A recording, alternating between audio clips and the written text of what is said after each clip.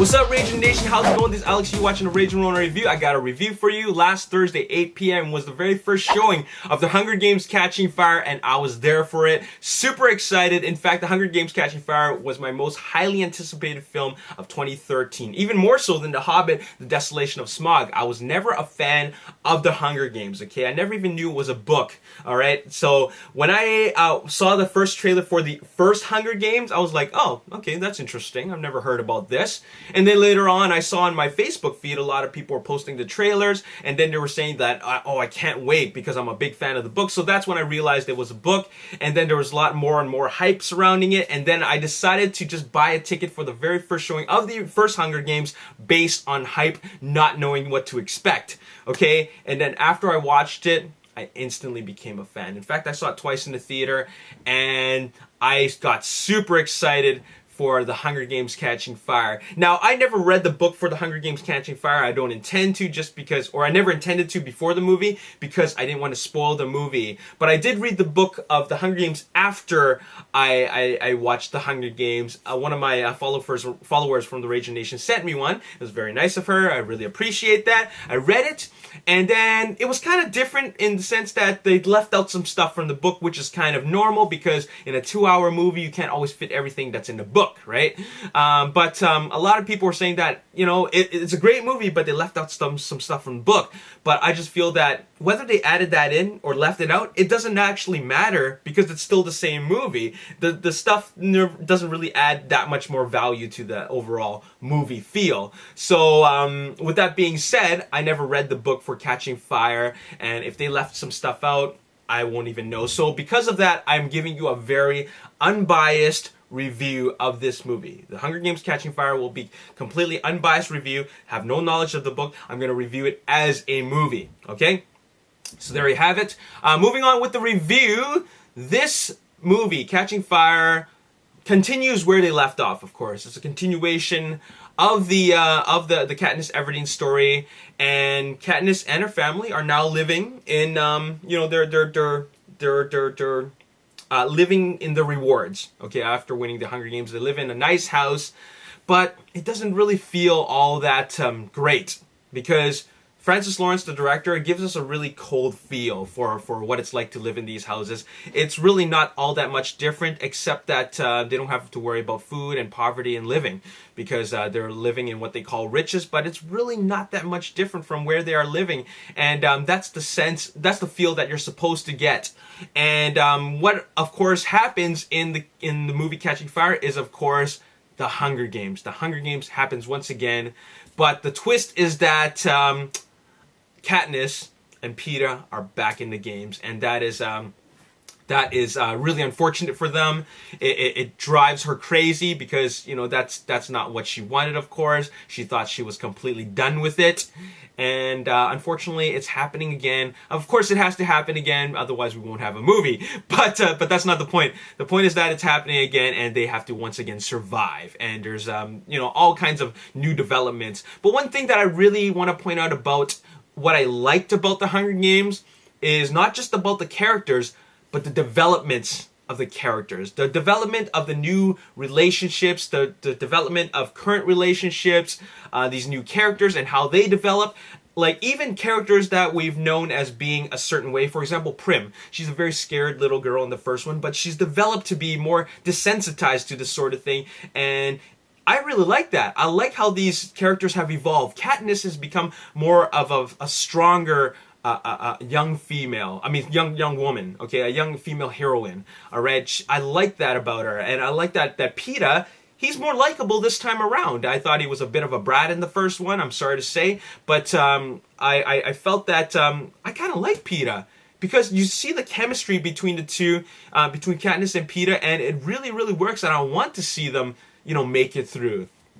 And the relationship between Katniss and Thor's brother, like, that's also going in a different direction as well. So it's all very interesting, and I like what they've done with the characters. They've also added a new character, Philip Seymour Hoffman, And of course, they've brought back characters like Cinna and Ify, and of course Haymitch. You can't forget about those guys. So very, very cool. I'm glad to say that. I'm happy to say that all the characters are all spot on. All the performances were all excellent. And Katniss, Jennifer Lawrence, she became one of my favorite actresses after I saw The Hunger Games. She's even more one of my favorite actresses, like higher up, now that I've seen Catching Fire, because I really fell in love with her character even more so now.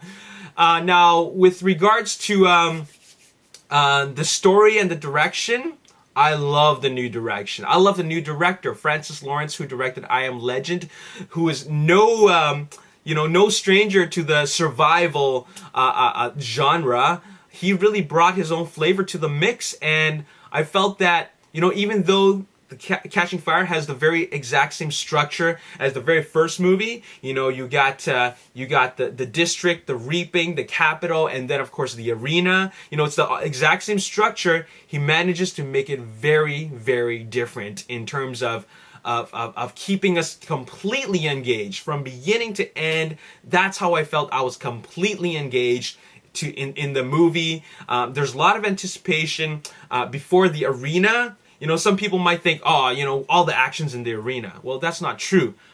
The action before the arena is the developments of the characters, the developments of the story, and I love that he was able to just make it in a way which really tells the story in a very exciting way. It keeps us completely interested in what's going to happen next. And I'm trying so hard to keep this spoiler free because a lot of people haven't seen it yet, and I think they're in for a surprise. The arena scenes are something special. They changed it up a lot. You can tell that even in the entire movie, they really doubled the budget in this one. The Hunger Games, in my opinion, at $78 million budget, that's a small movie. Okay, that's a pretty small movie. You can tell that. It's a big budget. Okay, but they really doubled it this time around for Catching Fire at $140 million, and it shows. Okay, you can see where the money is spent, and I love the arena scenes. It's so intense. Okay, it is so intense, and there's so many new developments, so many different types of like mini antagonists. They've put like all these little sub stories and layers in the arena. After this problem, they have to resolve another problem, and then after resolving that problem, they have to resolve another problem, and then another problem, and then it just keeps on going to of course the finale, which is absolutely fantastic. So, man, oh man, you gotta see this movie in IMAX, okay? Francis Lawrence decided to make all the arena scenes in IMAX. Thankfully not in 3D, because I felt that 3D is unnecessary. It's not in 3D, I'm just letting you know that it's in IMAX. You have to watch it in IMAX if it is available in your city. Go drive out there, make the 2-hour, 3-hour drive to watch it in IMAX, because it is something special. Not only does the resolution get a lot better, but it gives you that full frame format. Take out the widescreen bars, and it looks like you feel like you're in the movie, and it's really something special. It's better than the first Hunger Games. I gave the original Hunger Games a 9 out of 10. I'm going to give this movie a 9.5 out of 10. One of my favorites of 2013. Now, I'm not just saying this just because I like the Hunger Games itself, and I'm just like I'm not saying this because I knew I was gonna like it before I watched the movie. Okay, fine, I knew that it was gonna be good. I didn't think it was gonna be that good, but it really blew my mind, and I love the way it ended. I think it ended perfectly because we know that there's more to come. There's Mockingjay Part 1 and Mockingjay Part 2, and I'm really curious where this is going to go, but something tells me that Catching Fire might be the best one of the legacy of the 4 movies. So, I don't know, something just tells me that because I like the actual Hunger Games itself. I feel that the Hunger Games, the physical Hunger Games, in the movie The Hunger Games is what really sells the movie for me. I like this battle for survival. Now, I give this movie a 9.5. That 0.5 are some things that I feel that really they could have done something more with, and that is the other tributes, the bad tributes, the evil tributes. Okay, I thought that they lacked a presence in the the quarter quell, you know, in the arena. That was really, really unfortunate that, you know, I didn't see enough of them. I wanted to see more of them. In the Hunger Games, the very first one, we saw more of the evil tributes, okay?